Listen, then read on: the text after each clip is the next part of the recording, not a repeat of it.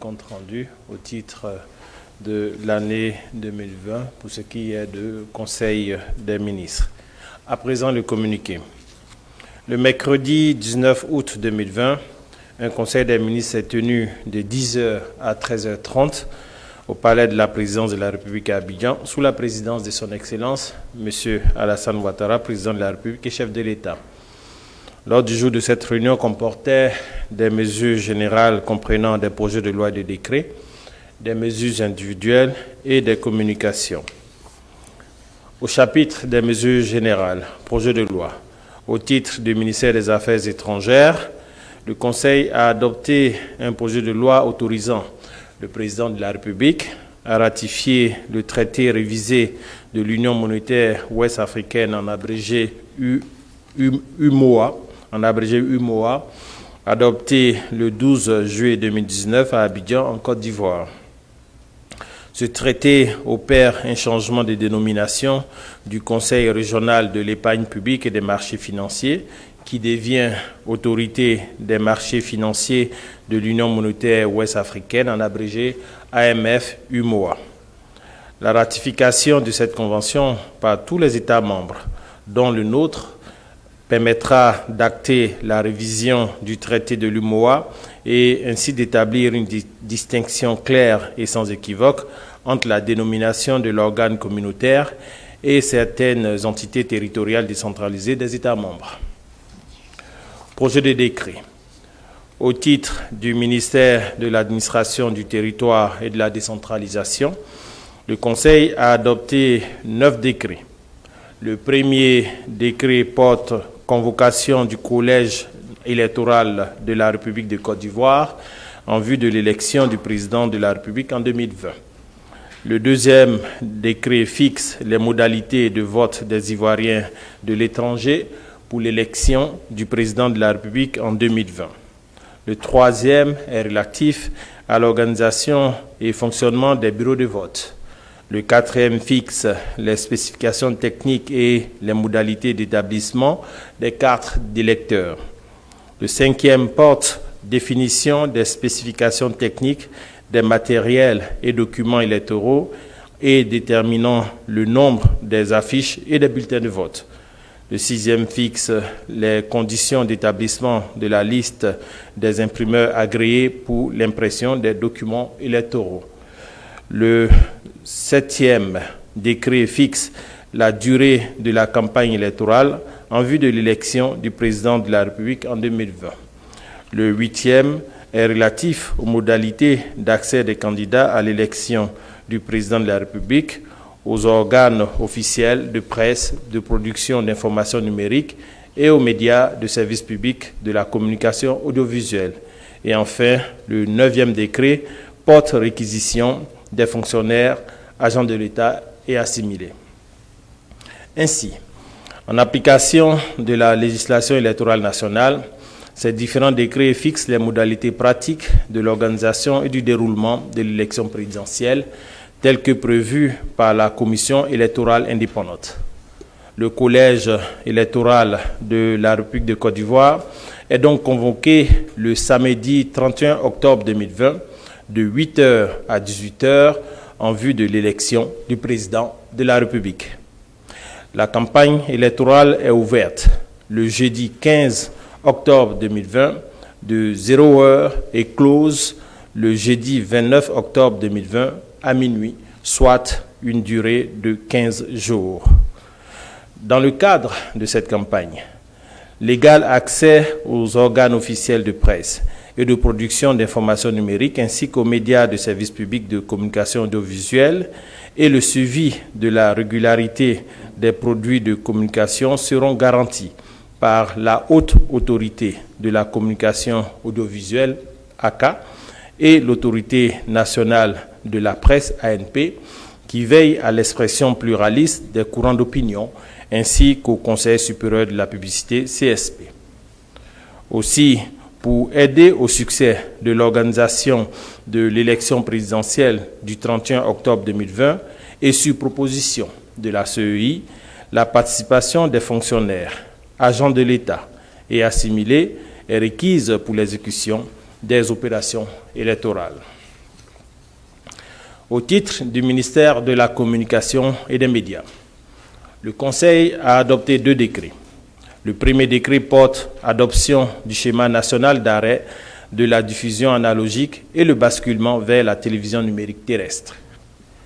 Conformément aux engagements issus de l'accord GE-06 de l'Union internationale des télécommunications, auquel notre pays est parti, le signal analogique de réception de la télévision devrait s'éteindre le 17 juin 2020 pour laisser définitivement la place à la TNT.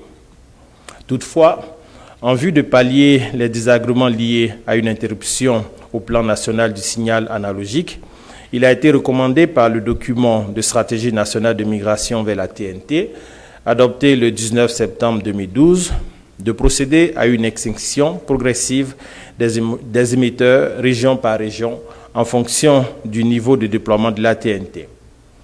Ainsi, le chronogramme d'extinction du signal analogique dans les différentes régions est fixé comme suit. Le 1er janvier 2021, pour l'extinction des émetteurs du Grand Abidjan et des localités de Boiflé, Boaké, Kounfao, Korogo et Man. Le 31 mars 2021, pour les 29 autres localités du pays. Le deuxième décret porte renforcement des conditions d'accès à la télévision numérique terrestre, en abrégé TNT, en Côte d'Ivoire. Compte tenu de l'extinction programmée du signal analogique qui consacrera définitivement la TNT dans l'espace audiovisuel national, cette mesure vise à garantir aux consommateurs l'accès gratuit des chaînes hertziennes de la TNT ivoirienne. Ainsi, il est fait obligation aux opérateurs de bouquets satellites de procéder à la diffusion à titre gracieux des chaînes de TNT reprises dans les 10 bouquets. Aussi, les chaînes gratuites de la TNT pourront être reçues sur le territoire national au bénéfice des abonnés des chaînes payantes, même en cas de non-paiement des frais d'abonnement. Au chapitre des mesures individuelles, au titre du ministère de la Justice et des Droits de l'Homme, le Conseil a donné son accord en vue de la nomination de M. Aka Henri Augustin, économiste, en qualité de secrétaire général de la Haute Autorité de la Bonne Gouvernance, en remplacement de M. Kofi Kablan Marc-Antoine. Au chapitre des communications, au titre du ministère de l'Éducation nationale, de l'enseignement technique et de la formation professionnelle, le Conseil a adopté une communication relative aux résultats du baccalauréat et au récapitulatif des examens scolaires au titre de l'année scolaire 2019-2020.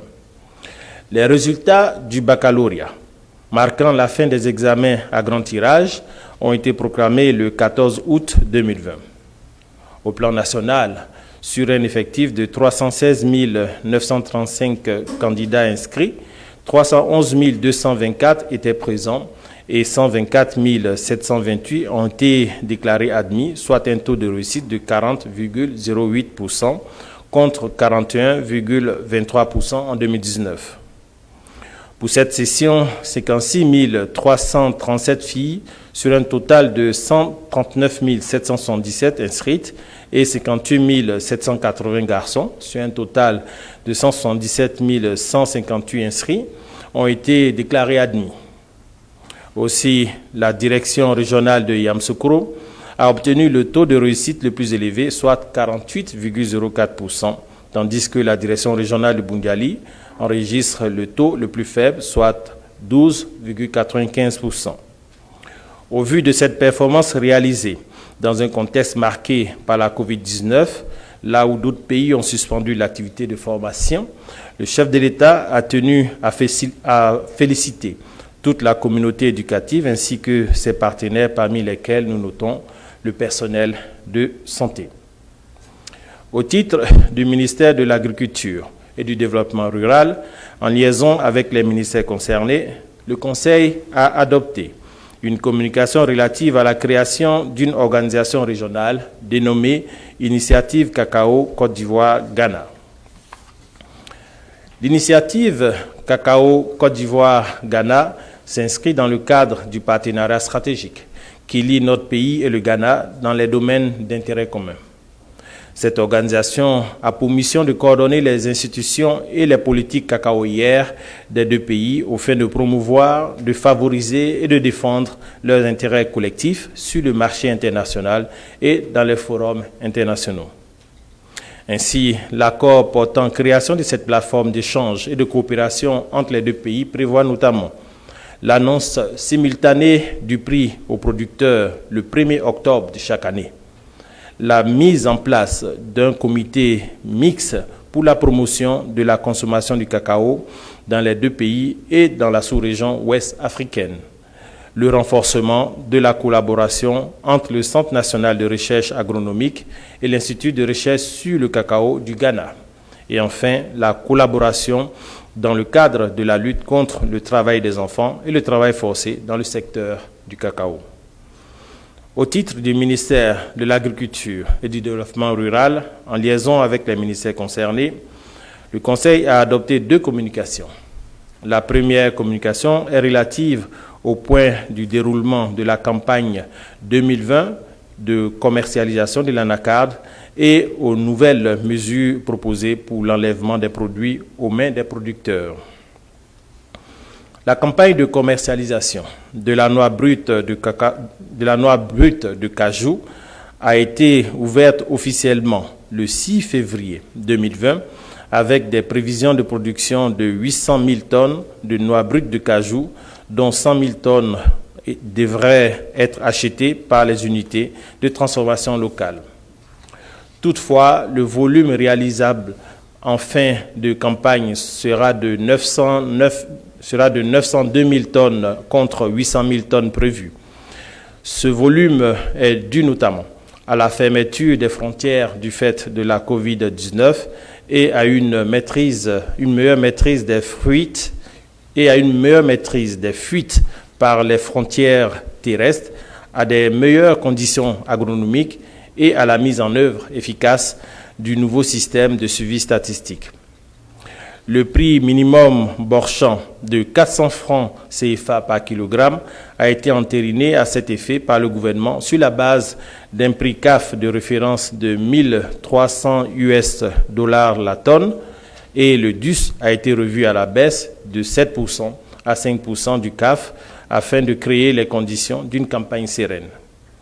Au 10 août 2020, les achats cumulés sont de 740 714 tonnes, soit environ 93% des prévisions initiales des 800 000 tonnes.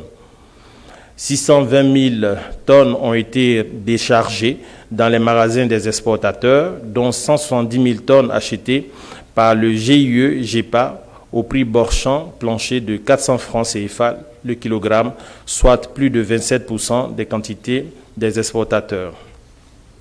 Les quantités déchargées dans les usines de transformation locale sont de 91 192 tonnes et les exportations sont de 403 170 tonnes pour un prix moyen FOB de 721 francs CFA le kilogramme contre 517 092 tonnes, prix FOB de 709 francs CFA le kilogramme en 2019.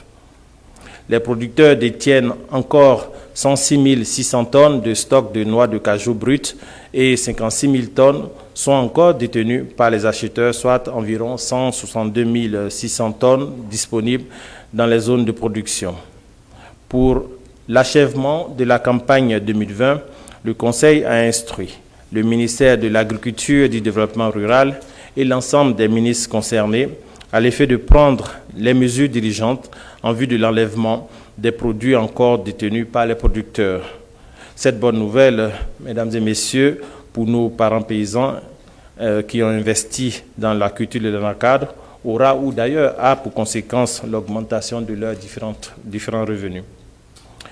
La deuxième communication est relative au bilan de la campagne coton 2019-2020 et aux perspectives de la campagne 2021.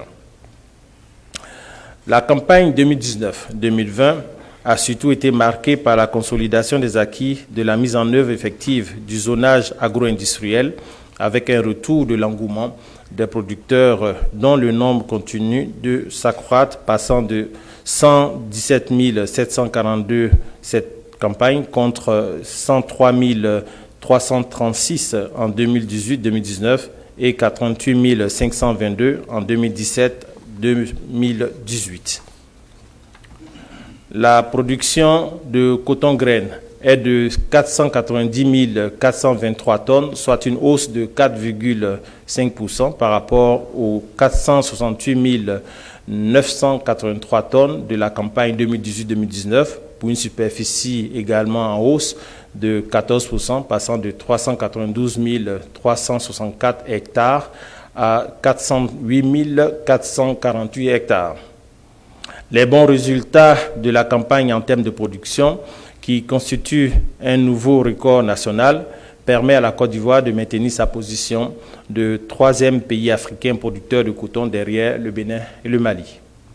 Globalement, l'accroissement de la production et le paiement de la totalité du coton-graine à un prix record en dépit de la Covid-19 a permis de maintenir la constante amélioration des revenus des producteurs sur les 4 dernières campagnes cotonnières, passant de 87 milliards de francs CFA en 2016-2017 à 109 milliards de francs CFA en 2017-2018, à 122 milliards de francs CFA en 2018-2019 et à 147 milliards de francs CFA en 2019-2020.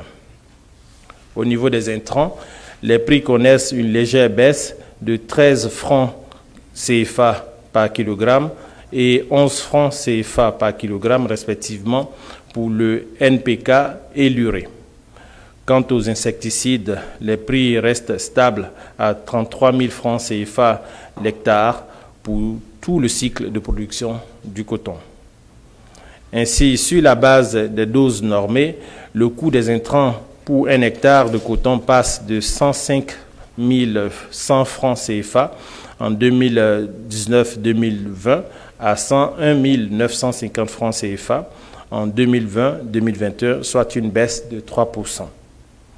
Prenant acte des prix du coton-graine et des prix de cession des intrants aux producteurs de coton issus des négociations entre les acteurs de la filière, le Conseil a entériné le prix d'achat proposé au titre de la campagne 2020-2021, à savoir 220 francs CFA par kilogramme, le coton-graine de premier choix, et 245 francs CFA par kilogramme, le coton-graine de deuxième choix.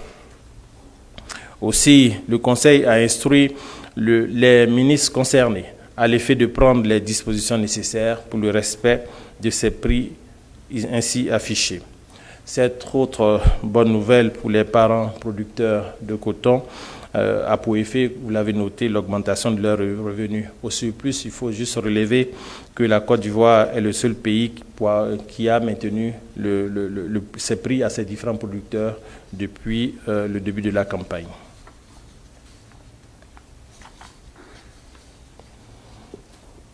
Au titre du ministère de l'Administration du Territoire et de la Décentralisation, en liaison avec les ministères concernés, le Conseil a adopté une communication relative aux manifestations sur la voie publique.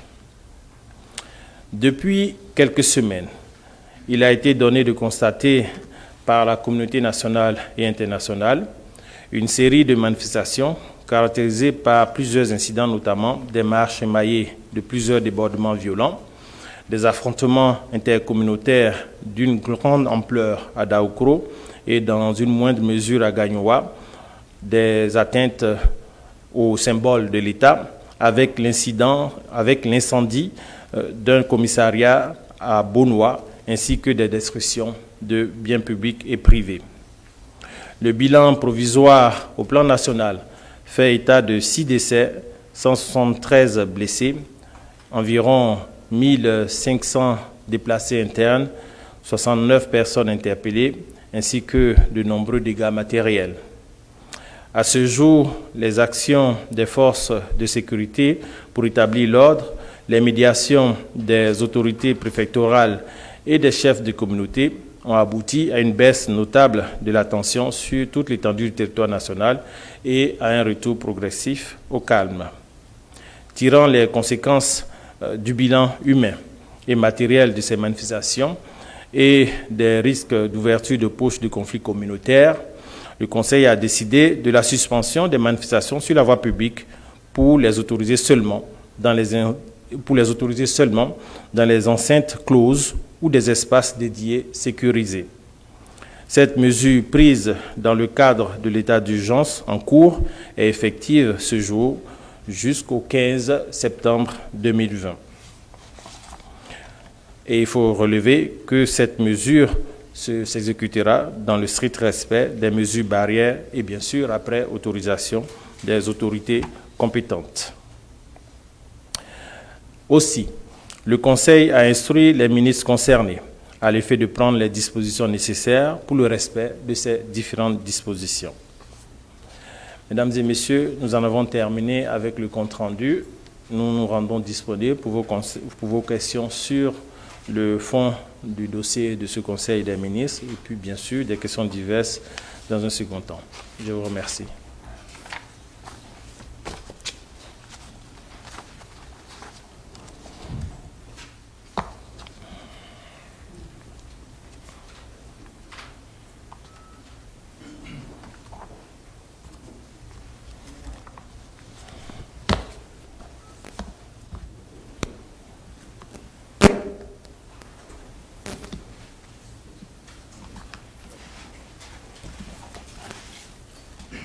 Bonjour Monsieur le ministre, Fossini Touré, le Patriote. Ma question est relative à votre dernier point tout à l'heure sur le bilan des manifestations. Vous avez indiqué 69 interpellations. On se souvient que certains acteurs politiques avaient appelé aux manifestations à la marche. Est-ce que des enquêtes ou des poursuites, je veux dire, seront faites contre ces personnes-là? Et l'opposition a annoncé aussi une grande manifestation, aussi une marche sur ce vendredi 21. Alors, quelle sera la position du gouvernement au cas où l'opposition maintiendrait ces manifestations en dépit de l'interdiction tout à l'heure dont vous avez parlé sur la voie publique? Merci beaucoup. J'aimerais juste vous faire l'observation que déjà des personnes sont sous le coup d'une arrestation du fait de leur implication observée dans des violences qui ont été constatées lors de ces différentes manifestations. Bien sûr, nous ne pourrons pas faire l'économie de d'autres arrestations s'il s'avérait effectivement que certaines personnes sont prises la main dans le sac en train de procéder à des casses ou à des atteintes aux biens privés. Ceci n'est pas du tout acceptable. L'exercice de la démocratie, oui, parce que nous sommes un État de droit, chacun doit exprimer son point de vue, mais il faut aussi intégrer le principe que nous sommes, depuis déjà quelques semaines, sinon quelques mois, sous état d'urgence. Et dans la bonne considération du fait de la période particulière que nous vivons, il a été recommandé, le Conseil des ministres l'a adopté, le principe de la restriction de ces différentes manifestations exclusivement dans les espaces clos tels que identifiés. Après, bien sûr, l'accord des différentes autorités idoines. Donc, pour ce qui est des manifestations annoncées, bien sûr, elles devront rentrer dans le cadre de ces nouvelles dispositions qui ont été stabilisées par le Conseil des ministres.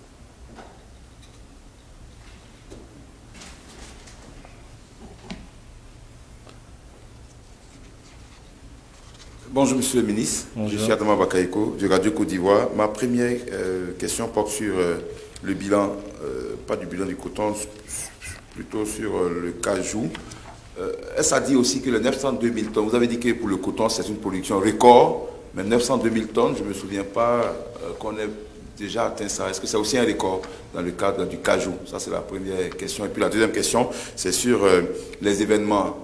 Il y a un rapport, je crois, d'Amnesty, si je ne me trompe pas, qui dit qu'à Yopougon, il y a des policiers qui ont laissé faire des jeunes armés et qui ont agressé les manifestants. Quel est le commentaire du gouvernement sur la question?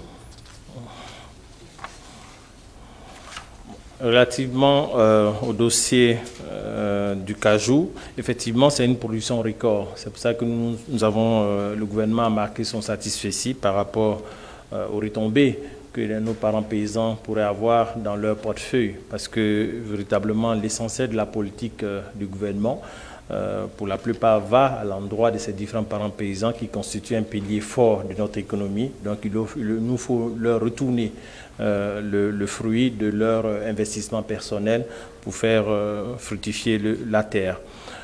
Quant à votre deuxième question portait sur...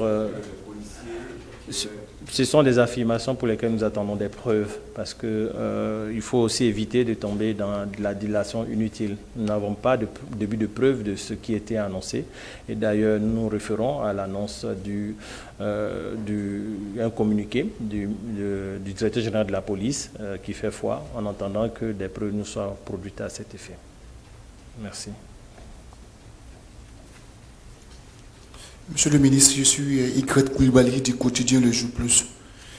Votre dernière communication au titre du ministère de l'Administration du Territoire, j'aimerais savoir, selon la législation en vigueur en Côte d'Ivoire, les manifestations de rue sont-elles soumises à autorisation ou à information?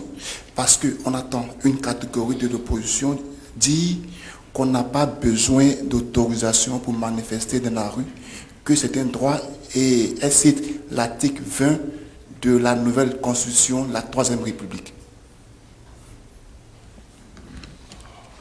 Donc la question, c'est de savoir si ces manifestations sont autorisées. Si pour manifester en Côte d'Ivoire, selon la législation en vigueur, c'est soumis à autorisation ou à information? À autorisation. Voilà. Merci.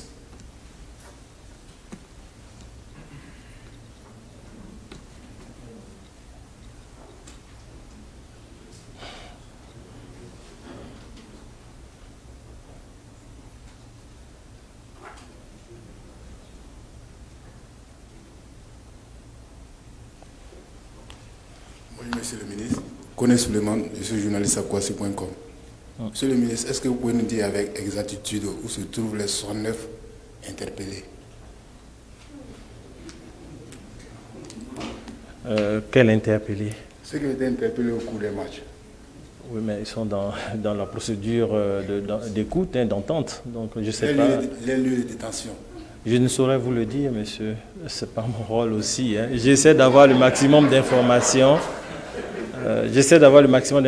Mais si c'est important pour vous, on pourra vous donner ces informations.